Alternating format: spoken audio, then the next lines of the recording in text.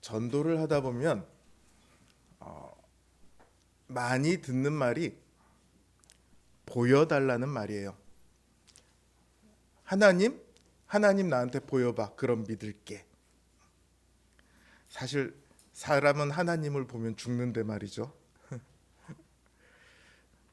만약 보여줄 수 있고 또 사람이 하나님을 볼 수 있어서 진짜로 보여준다면 그렇게 말하는 사람들이 믿을까요? 아니, 하나님을 알아보기는 할까요? 본다고 다 알 수 있는 것은 아니죠. 제가 세 개의 퀴즈를 내겠습니다. 이건 국립경주박물관에서 직접 냈던 퀴즈예요. 여러분 보시고 뭐에 쓰는 물건인지 한번 알아맞혀 보십시오. 첫 번째입니다. 뭐에 쓰는 물건일까요? 힌트는 이름이 땡땡땡땡 땡땡 뚜껑입니다. 정답은 사자 모양 향로 뚜껑이에요. 그래서 저 바닥에 있는 구멍하고 잎하고 저렇게 연결이 되어서 향로 위에 올려놓으면 향로의 연기가 저 입으로 이렇게 빠져나간다고 그래요. 두 번째입니다. 무언가를 담는 그릇이래요. 뭘 담을까요? 개밥 담는 그릇 같기도 하고. 정답은요? 죽은 사람의 뼈를 담는 그릇이래요. 그 해설에 따르면 영혼이 죽은 뒤에도 화려한 집에서 살기를 바래서 이렇게 만들었다고 하더라고요. 자, 세 번째입니다. 다음, 무엇에 쓰는 물건일까요? 가위처럼 생겼죠. 뭔가를 자르는 거예요. 뭘 자를까요? 정답은 초와 심지를 자르는 물건이래요. 보면 알 수 있나요? 봐도 모르겠죠. 답이 없으면 저거 뭐지? 한참을 봐도 또 봐도 모릅니다. 이처럼 봐도 모르는 것들이 많이 있어요. 오래된 물건들만 그런 게 아닙니다. 예전에 90년대에 신문에 아주 특이한 군부대 사고가 한번 난 적이 있습니다. 군대에서 사고가 나면 주로 무슨 사고가 납니까? 폭행, 그 다음에 총기, 지뢰 이런 것이 나는데 그런 것들이 아니고 병사 둘이 숨어서 술을 만들어 먹다가 사고가 났어요. 술은 원래 에탄올로 만드는데 이 병사들은 에탄올이 아니라 독극물인 메탄올을 가지고 술을 만들었어요. 잘 몰라가지고. 그래서 사고가 나고 눈이 실명되고 막 그랬습니다. 눈앞에 약품병이 있는데 그게 뭔지를 몰라봤던 거예요. 하나님 나라도 그래요. 예수님의 시대에 하나님 나라가 모습을 드러냈습니다. 수많은 유대인들이 이스라엘이 수백 년 동안 대를 이어가며 기다려왔던 그 하나님 나라입니다. 그런데 문제가 있어요. 그게 하나님 나라인지 어떻게 알 수 있을까요? 사실 예수님 이전에도요, 자기가 메시아라고 하나님 나라를 가져왔다고 사기친 사람들이 몇 명이 있었습니다. 예수님이 하나님 나라를 이 땅에 가져오셨어요. 그걸 어떻게 알아볼 수 있을까요? 사람들은 여전히 몰라요. 실제로 하나님 나라가 임했는데 가장 열심히 기다려왔던 이스라엘 사람들이 제대로 알지 못합니다. 자기들 앞에 나타난 그 하나님 나라를 부정해요. 하나님 나라를 가져오신 예수님을 가짜라고 몰아붙이고 십자가에 죽이기까지 합니다. 봐도 들어도 모르기 때문입니다. 예수님께서는요, 하나님 나라가 이 땅에 임했다는 소식을 들고서 유대인들 앞에 서셨습니다. 유대인들이 그렇게 기다렸던 이스라엘의 회복이 이루어지는 시간입니다. 예수님은 전 세계를 구원하기에 앞서 이스라엘을 먼저 회복하고자 하셨거든요. 그런데 이상하게 예수님께서는 이스라엘 하면 제일 먼저 떠오르는 도시가 어디입니까? 예루살렘이죠. 근데 예루살렘에서 시작하지 않고요. 갈릴리에서 활동을 시작하세요. 좀 이상하죠? 갈릴리는요, 이스라엘 역사 속에서 가장 많은 고통을 겪었던 땅입니다. 하나님께서 이스라엘의 죄악을 징계하실 때요, 주로 이방의 강한 나라들을 불러서 이스라엘을 치게 합니다. 여기 표시된 것들이 다 그 전쟁이 일어났던 아주 대표적인 몇 개만 적은 거예요. 이처럼 그들의 침공로는요, 주로 어디였냐면 갈릴리 지역을 통해서 들어옵니다. 그러니까 갈릴리는 외적의 침입을 제일 먼저 받았고, 가장 자주 받았고, 가장 심하게 받았던 곳이에요. 이스라엘 역사 속에서 이 지역은 하나님의 심판을 가장 철저하게 경험한 곳입니다. 가장 고통스럽게 심판을 겪은 갈릴리에서 가장 먼저 구원의 빛을 드러내셨어요. 갈릴리에서 왜 갈릴리였는지 이해가 가시죠? 예수님께서 온 갈릴리를 다니세요. 갈릴리가요, 굉장히 큰 지역입니다. 우리가 갈릴리 하면 갈릴리 그 바다 그 근처만 생각을 하시지만, 여기 보이는 것처럼 무깃도 지역에 이르기까지 큰 곳입니다. 그래서 약 200개의 성읍과 촌락들이 있었고요. 인구가 그 당시에 거의 300만 명 정도가 있었다고 그래요. 그러니까 결코 작은 땅이 아닙니다.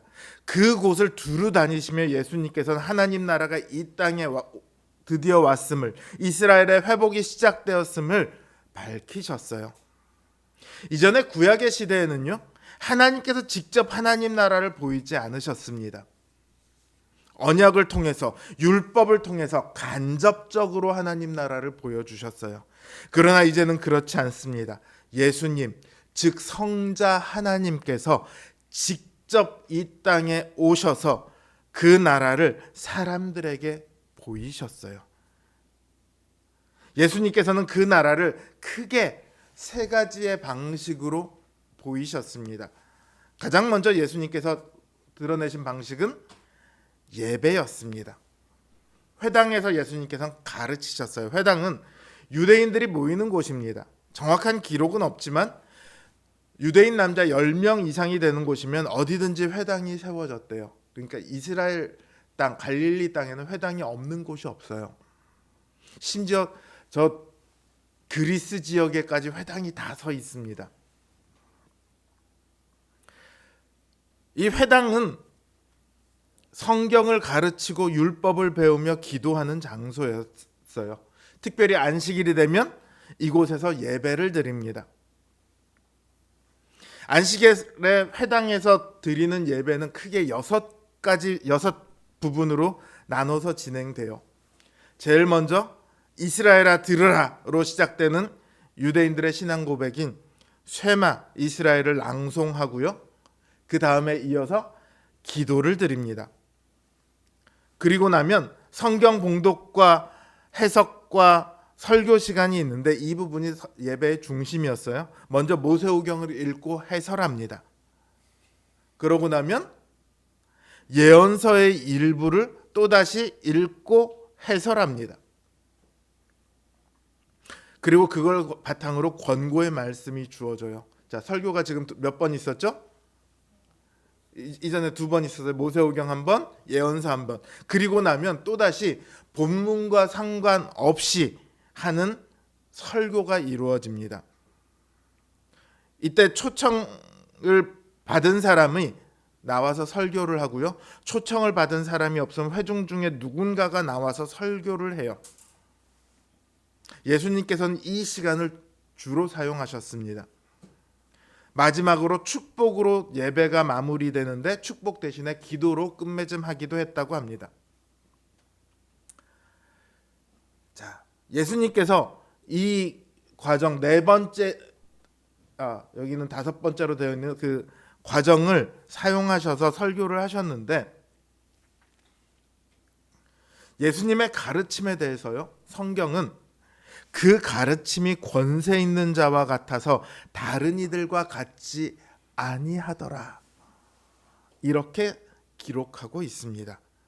그러니까 예수님께서는요, 당시의 율법학자들의 성경 해석과 달랐다는 거예요.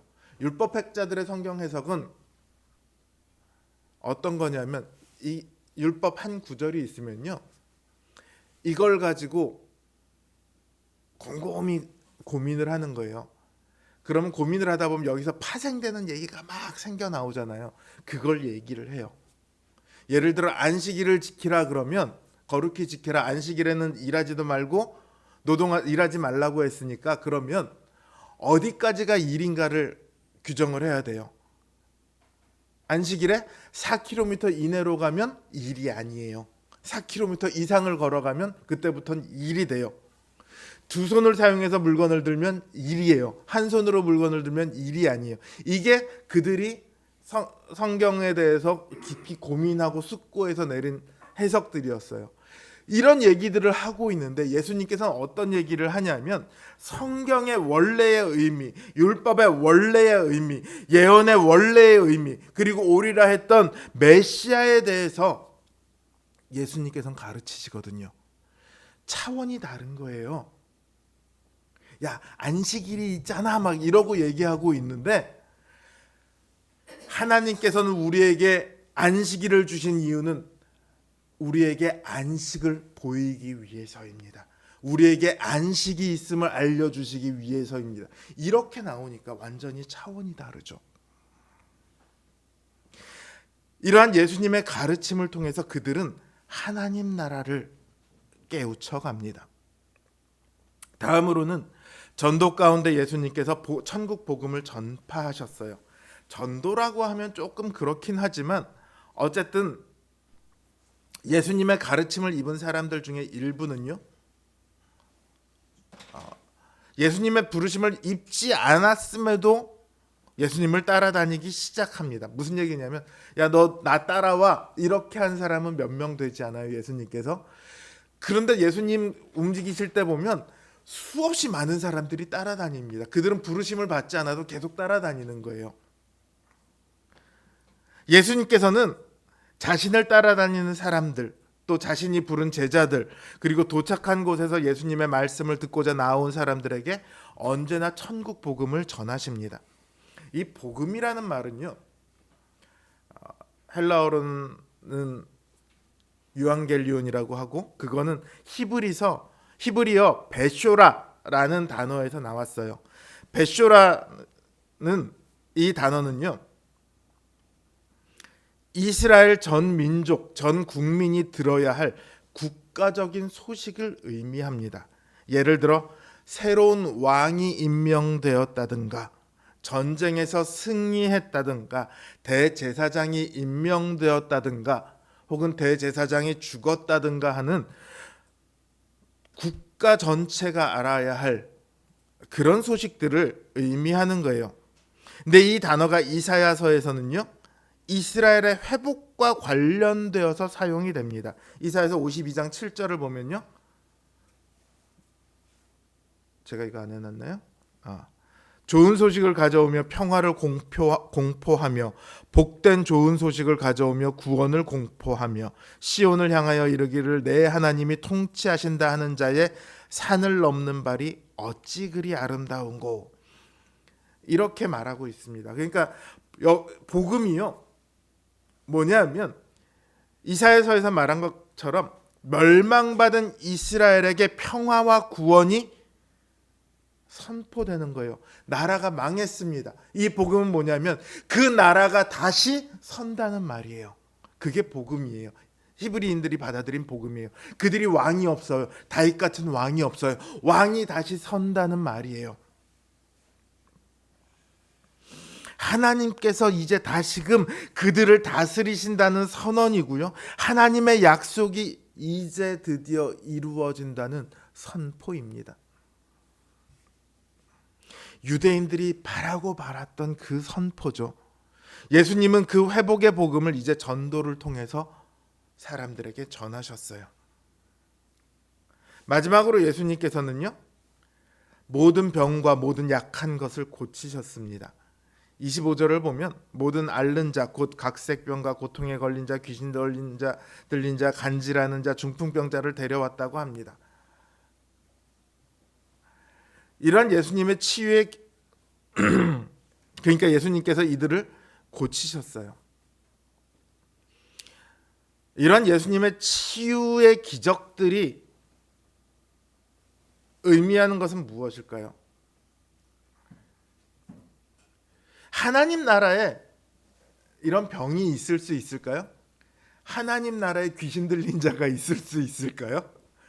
존재할 수가 없죠. 하나님 나라에 이런 사람이 있을 수가 없어요.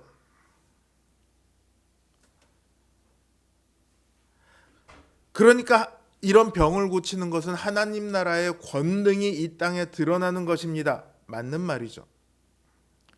그런데 그러면 오늘날도 이 치유의 사역이 교회의 핵심이 되어야 할까요? 이 치유는요, 하나님의 나라가 이 땅에 임한 결과입니다. 즉 하나님 나라가 임했기 때문에 병이 낫게 되는 거예요. 하나님 나라의 백성들에게 주어지는 복이 그들에게 주어졌음을 보여주는 거예요. 뿐만 아니라 동시에 이 치유의 사역은 예수님이 누구인가를 보여주는 거예요. 저 사람은 어떻게 해서 저런 병들을 고치지? 저 사람은 어떻게 해서 귀신 들린 자를 내어 쫓을 수 있지? 저 사람은 어떻게 해서 38년 된 중풍병자를 바로 일어나서 걸어가게 할 수 있지? 사람들이 도저히 있을 수 없는 일들이 있는 것, 이 일들을 보고 예언에 그것들이 있음을 알게 하는 거예요. 예수님께서 그 예언을 지키시는 메시아이심을 드러내기 위한 것이었다고요. 그러니까 예수님의 치유는요, 하나님 나라가 이 땅에 임한 결과로서 일어나는 것입니다. 그것은 오늘날 교회에서도 분명히 일어나고 있어요. 야고보 사도도 병든 자가 있으면 너희가 함께 기도하라. 그러면 그 죄를 사함받고 낫게 되리라. 이렇게 말하고 있거든요. 그러니까 교회 안에 치유의 사역이 분명히 있습니다. 그러나 이것이 교회의 핵심 사역은 아닙니다. 왜냐하면 교회의 핵심 사역은 하나님 나라가 이 땅에 임하게 하는 것이지 치유하는 것 자체가 아니거든요.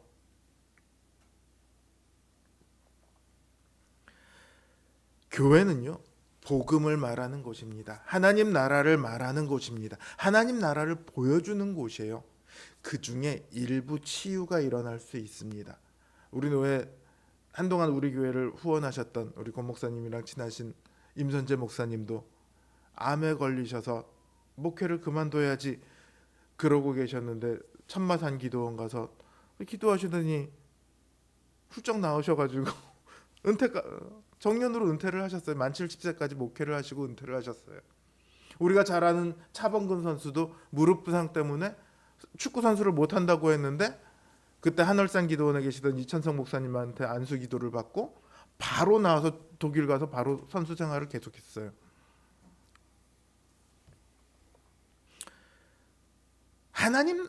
예수님께서 치유를 하신 것은요, 병자를 고치기 위함이 아니라 그걸 통해서 뭘 보여주시기 위해서요? 예수님이 메시아이시고 예수님께서 하나님 나라를 이 땅에 가져오셨다는 것을 보여주시기 위해서였어요. 자, 이처럼 예수님께서 온 갈릴리를 두루 다니시면서 가르치시고 전파하시고 고치셨습니다. 이렇게만 지금 기록이 되어 있지만 네 권의 복음서를 대조해 보면요, 이 당시에 많은 일들이 있었습니다. 가버나움에서 가르치시고 귀신 들린 자를 치유하세요. 베드로의 장모를 고치세요. 문둥병자를 고치시고 중풍병자를 고치시고 마태를 부르시고 안식일에 손 마른 자도 고치시고, 그래서 바리새인들과 다툼이 일어나기도 하고요. 이렇게 많은 일들이 있었고 꽤 많은 시간 동안 일하셨어요. 근데 마태는요, 예수님의 이 사역들을 그저 온 갈릴리를 다니며 회당에서 가르치시고 천국 복음을 전파하시고 모든 병과 모든 약한 것을 고치셨다는 말로 아주 요약해서 말하고 있습니다. 왜 이렇게 간단하게 요약해서 말하고 있냐면 예수님께서 하나님 나라의 회복을 시작하셨다는 그 본질적인 사실을 말하기 위해서예요. 사람은요 참 이상해서 세세하게 이야기하잖아요. 그 세세한 거 하나에만 집중을 합니다. 제가 설교 시간에 예화를 별로 안 들어요. 예화를 별로 안 듣는 이유 중에 하나는요, 제가 그렇더라고요. 설교 시간에 예화를 들으면 그 예화만 나중에 기억에 남더라고요. 마태는 그게 아니라 본질을 전하고자 했던 거예요. 자, 예수님의 사역을 통해서요 갈릴리와 데가볼리와 예루살렘과 유대와 요단강 건너편에서 허다한 무리가 예수님을 쫓습니다. 그들이 예수님을 쫓는 이유는 예수님의 가르침이 좋아서 혹은 예수님이 병 고치시는 것을 보려고 그런 사람도 있지만 그 가르치시고 전파하시고 고치시는 예수님을 보면서 예언되었던 하나님 나라의 회복을 사람들이 느꼈기 때문이에요. 그래서 그들은 계속해서 예수님을 쫓습니다. 모두가 그런 것은 아니죠. 단지 치유하는 것, 와 저기 병 고치는 사람이 있다 가서 보자. 오늘날 같으면 전부 다 휴대폰 들고 막 이러고 찍고 있을 거예요. 동영상으로 촬영하겠죠. 그랬던 사람들은요 그 장면 끝나면 다시 돌아갑니다. 관심이 뭐였어요? 병 고치는 거였으니까. 하나님 나라를 그 예수님에게서 보았던 사람들은 예수님을 계속 쫓습니다. 쫓아다닙니다. 그러나 예수님이 행하셨던 무언가를 보려고 했던 사람들은 금방 예수님에게서 돌아섭니다. 뿐만 아니라 오히려 예수님을 시기하고 예수님을 대적하는 사람까지 나타납니다. 이스라엘의 지도자들이 그랬어요. 이처럼 누군가는 하나님 나라를 보고 들어 하나님 나라를 영접합니다.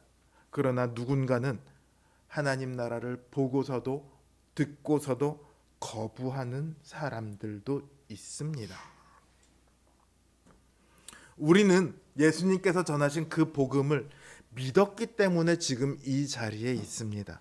예수님께서 가져오신 그 나라의 백성이 우리는 되었습니다. 그 나라의 백성으로 우리는 이 땅에서 살아가고 있습니다. 하나님께서 우리가 하나님을 믿을 때요,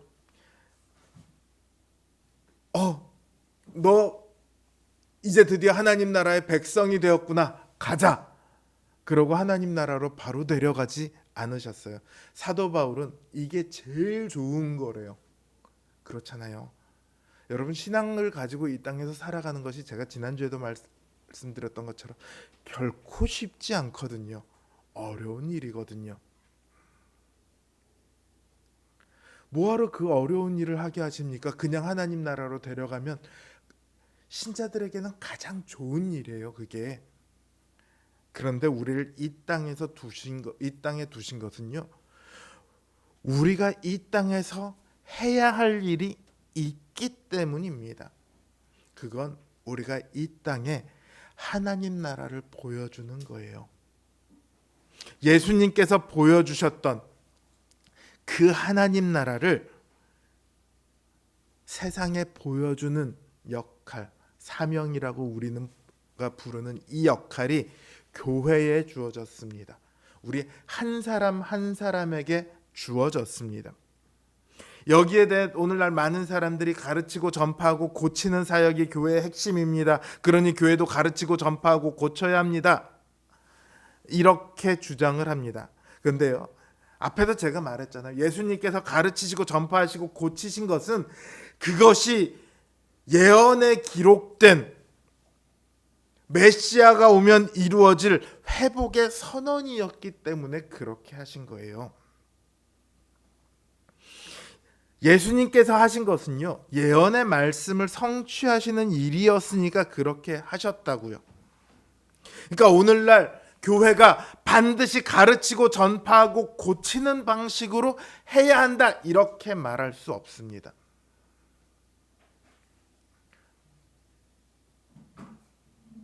오히려 성경은요, 전혀 다르게 이야기합니다. 예수님께서 죽으시기 전에 제자들에게 남기신 단 하나의 계명이 있습니다. 그게 뭐죠? 서로 사랑하라. 사도 요한은 이 계명을 두고 뭐라고 얘기하냐면, 우리가 서로 사랑하면 이로써 세상 사람들이 우리를 통해 예수 그리스도의 사랑을 알게 될 거다, 이렇게 말합니다. 제가 가르치고 전파하고 고치는 것이 중요하지 않다고 말하는 것이 아니라요, 정말로 예수님께서 우리에게 맡기신 것은 뭐냐 하면,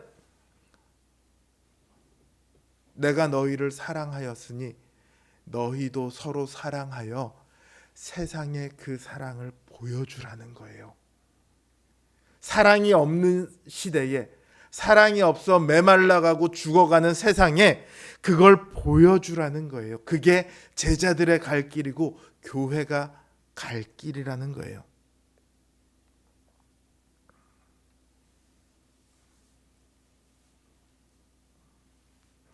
성경을 직접 우리가 누군가에게 가르치지 않아도, 누군가에게 복음을 전파하지 않아도, 누군가의 아픈 곳을 고쳐주지 않아도요, 우리의 삶이 우리를 통해 하나님의 성품을 보여드리고, 우리를 통해 하나님의 능력을 보여주고,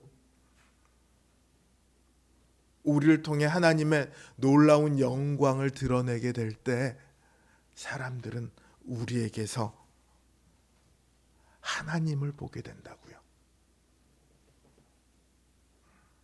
우리를 통해서 그들도 하나님께 영광을 돌리게 된다고요.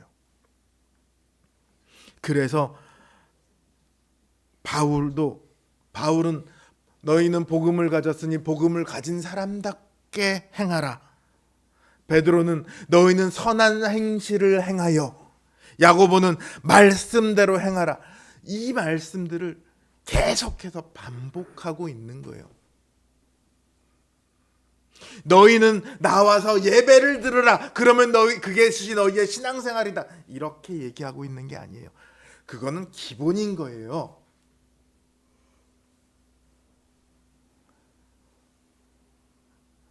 신약 성경의 대부분은요, 예수님께서 우리를 어떻게 구원하셨는가라는 이 부분과 동시에 그 구원을 얻은 신자들이 세상 사람들에게 어떻게 그 구원하신 하나님을 보여줄 것인가, 이거를 이야기하고 있어요. 그걸 한마디로 표현하면 뭡니까? 사랑이에요.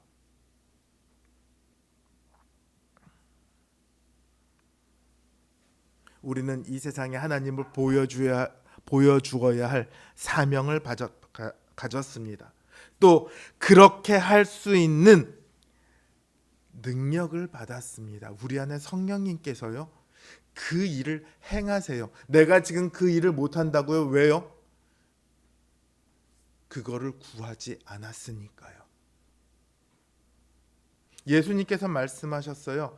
너희는 무엇이든지 내 이름으로 구하라. 그리하면 너희에게 주리라. 여기 무엇이든지가요, 문맥을 보면 하나님, 제가 지금 뭐가 필요한데 뭐 좀 주세요, 이런 게 아니라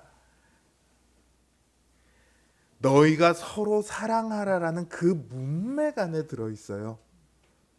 그러니까 내 욕심을 따라서 구하는 게 아니라 사랑하는 데 필요한 모든 것을 다 구하라는 거예요. 제가 지금 돈이 없어서 저 사람이 지금 어려움인데 돕지 못한다고요? 하나님께 구하라고요. 저 사람이 지금 아파하는데 내가 해줄 수 있는 것이 아무것도 없다고, 하나님께 구하라고요.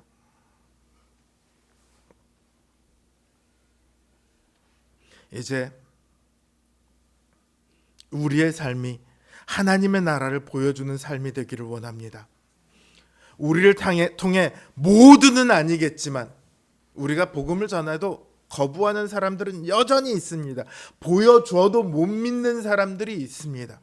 그러나 누군가는 하나님 나라를 보게 될 겁니다. 우리의 인생 속에 한 명이라도, 두 명이라도, 세 명이라도 누군가에게 그 하나님 나라를 보여주고 그 하나님 나라를 믿게 한다면 그거야말로 우리가 가질 수 있는 가장 큰 영광이 아니겠습니까? 하나님의 사명을 잘 이루어낸 삶이니까요. 하나님의 사명을 따라 이 땅에 하나님 나라를 보여줄 수 있는 우리 노원 성도교회 모든 성도님들 되시길 주님의 이름으로 기원합니다.